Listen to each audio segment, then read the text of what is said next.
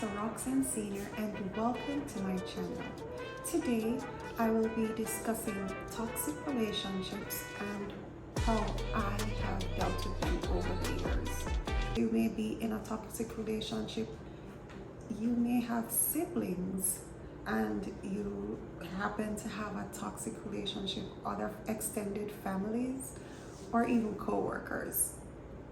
How can you identify a toxic relationship? One way is if you are constantly being criticized by this person. Constant criticism, they may be finding faults with your appearance, your personality. If it becomes uncomfortable, it's probably toxic. So that is one way where you may be experiencing a toxic relationship. If this person is trying to manipulate or control you, your circle of friends, your finances, where you're able to go, when you're able to go, this may be a sign that you are in a toxic relationship. If there is a lack of trust in this relationship, now for any relationship, this is a key factor. It is very important that you trust this individual. And if you're not able to do that, then you may be in a toxic relationship. If the person is constantly accusing you, this may be a sign that they don't trust you. If they're finding ulterior motives with your behavior, it may also be a sign that this relationship does not have trust in it, which could be a sign that this is a toxic relationship. If this person is trying to isolate you, this is not healthy. This may be a sign that it is a toxic relationship. If there is emotional or physical abuse, this is also a sign of a toxic relationship. And for emotional abuse, now there are different personalities out there, and there are things that you'll be able to tolerate and some things you will not be able to tolerate. I'm speaking to emotional abuse. If this person is constantly yelling, if for any reason you are in a relationship that does not allow you to feel at peace and it does not bring you joy and happiness, first of all, you're not always going to be happy in a relationship. And when I mean happy, that will not always be the emotion that is constant. There are ups and there are downs in a relationship, but if this presiding sadness is because of the other individual's actions, it may be a sign that this is a toxic relationship. If they're gaslighting, and gaslighting refers to people not validating your feelings or allowing you to question what you're really feeling, if this is true, and this is because of what they are doing, this may be a sign that this is a toxic relationship. And if for any reason during the relationship or within the relationship you're not able to communicate, this may be a sign that this is a toxic relationship. Now, how everyone will be different, and everyone knows what they can tolerate. Some people can tolerate things that others can't, and I speak for myself. There are things that I could never tolerate, but other people seem to be fine with it.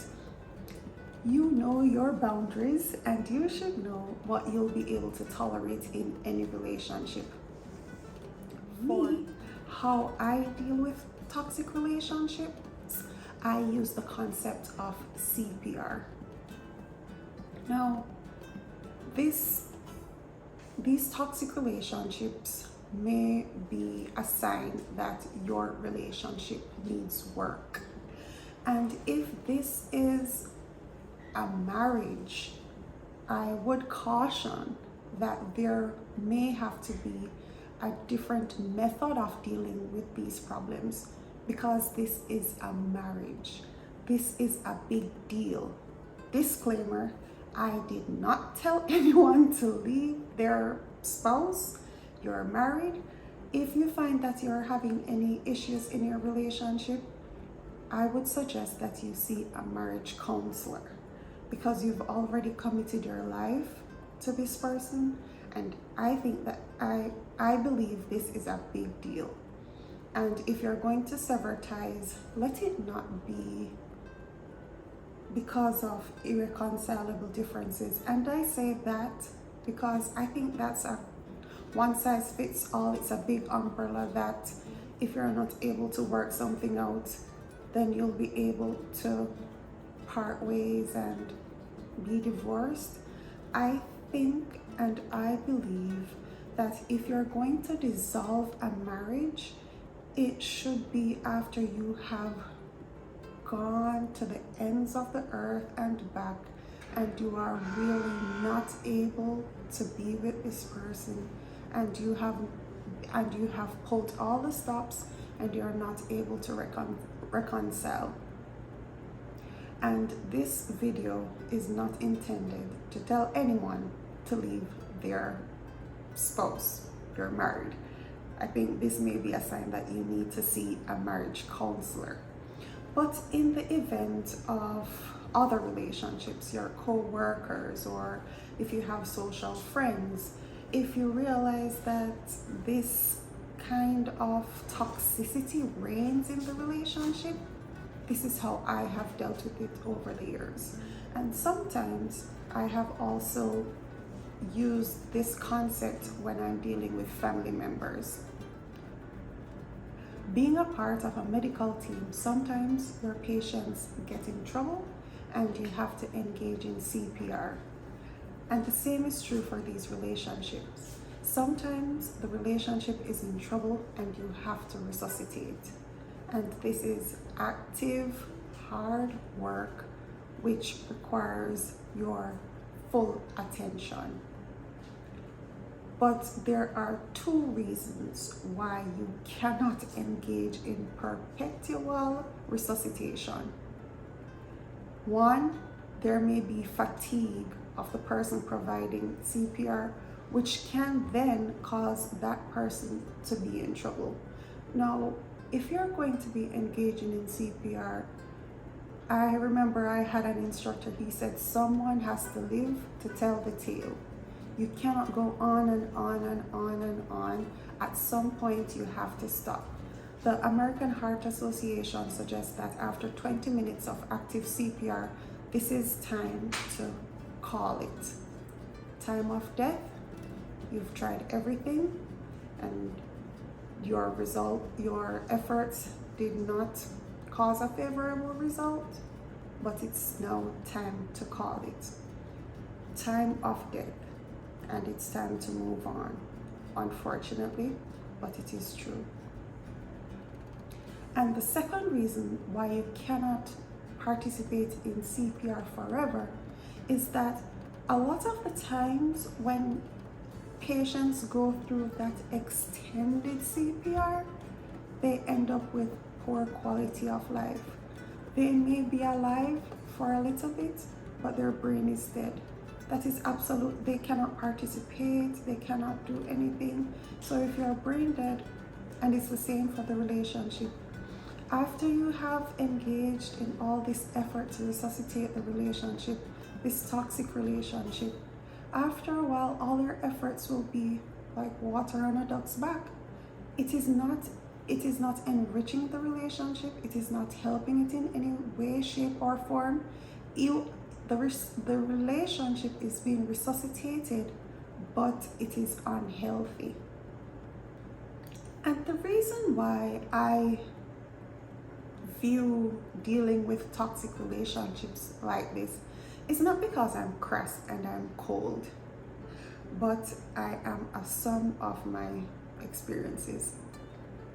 I have had experiences with family members. I remember there was this one family member that I had, and for some reason we were estranged. Like, we were living in the same building, but we were estranged, and I'm not sure to this day what caused it, but I seized every single opportunity to try and resuscitate this relationship. And I remember there was one time when there was something remarkable happening in their life, and I decided that I was going to like give them cheers, like happy. And I went and I was excited, and I was chased away.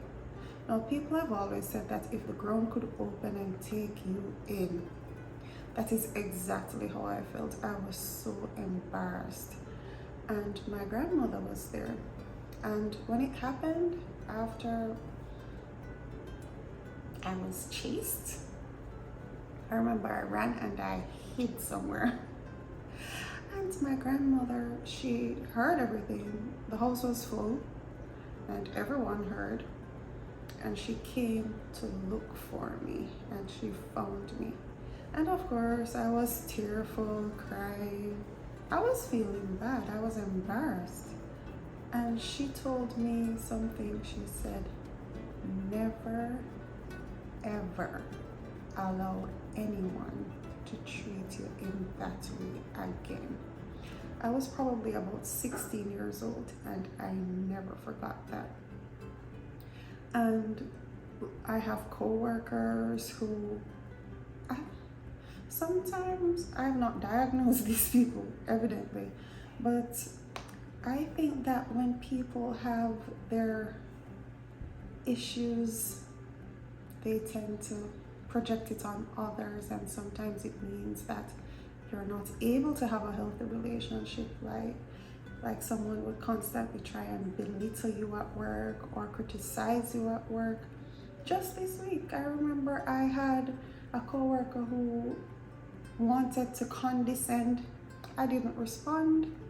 I had some personal belongings. I took them up and I just went about my way. I'm not going to participate in that. I believe that you teach people how to treat you. Whatever you tolerate, you are telling people that that is what I am willing to take. It's not okay for you to speak to me like that. You will not speak to me like that. This is where this conversation ends. And I remember there was another time when I was having a personal issue with an extended family member, and my dad, he pulled me away. And he said, Roxanne, sometimes you have to let other people be happy. And sometimes making them happy means you will not speak to them. I was probably about 10 at that time, and I never forgot it. So and remember that people go through seasons. So some seasons may be brutal, they may be going through a blistering winter, and because of that, it allows them to be cold and crass to others around them. I allow them their space, and I honor my peace of mind and my health, and I give them space to allow them to go through their season. If they come upon another season and they think that they're able to be more pleasant and accommodating to me, then I have absolutely no problem picking up where we left off, and will enjoy a healthy relationship. But I do not tolerate toxicity. Because sometimes you may be in a toxic relationship and you are not realizing why that this is toxicity and you need to get out. I remember another time I was going through, it was strange, and I had a family member who they weren't well, and being a natural caregiver, I decided that I wanted to help this person to get through what they were going through. But the person did not, I think they weren't at peace with their diagnosis, and they didn't want to be aggressive in getting treatment and getting better. And that meant that I was carrying the load of their diagnosis without any participation from them. And I remember I visited a very close friend of mine, and I thought I was okay. I just went for a visit, but she saw that there was something different about how I was interacting.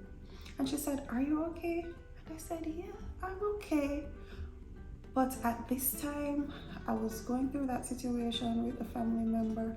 I had a young baby, so I was a new mom. I was in school. I was trying to get my master's degree. I was working on getting my master's degree. So I was tired. And I said, "Yes, I'm just tired." And she said, "Okay." And we carried on with the visit, and she said, "But you're not yourself though. Are you okay?" And I said, "Yes, I'm fine. I'm just tired." And we carried on, and she said, "Nope, something is wrong."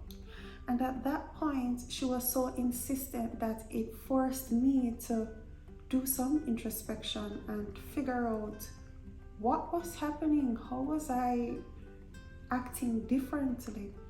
And I realized that because of the heavy strain that I had put myself under to take on the burden of this diagnosis, that I was not taking care of myself, and I was slipping into depression. And at that point, when I realized that this relationship was taxing me, and remember now, if I had allowed this, now I am aware. I wasn't aware before. And if I had allowed this to continue, it would mean that it would now affect my studies. It would affect how I was able to take care of my new child. And it was at that point that I realized that this is now becoming toxic. I cannot engage in this. And I had to call the time of death. Now, some relationships will be easier to let go than others. And I'm not trying to trivialize relationships and just toss them aside. I am encouraging you, do the best you can to resuscitate these relationships. However, if it gets to a point where it is now taxing you emotionally and physically, it is probably time to, one, get help from a therapist, psychologist, some licensed or registered mental health providers, or call it quits. You have to call the time of death. Someone has to live to tell the tale. If you're out swimming and there's a lifeguard trying to rescue you, it is not okay for you to bring that lifeguard down. The lifeguard has to live to try and save someone else on another day. So at some point, you're going to call it quits and call the time of death. You have to preserve yourself. Thanks for joining me today. And if you enjoyed the content, please hit that like button. Don't forget to subscribe, and please do comment below and let me know how you felt about the content, and even share something that you would like for me to discuss in the comment section. Thank you so much, and remember, it's a great day for a new start.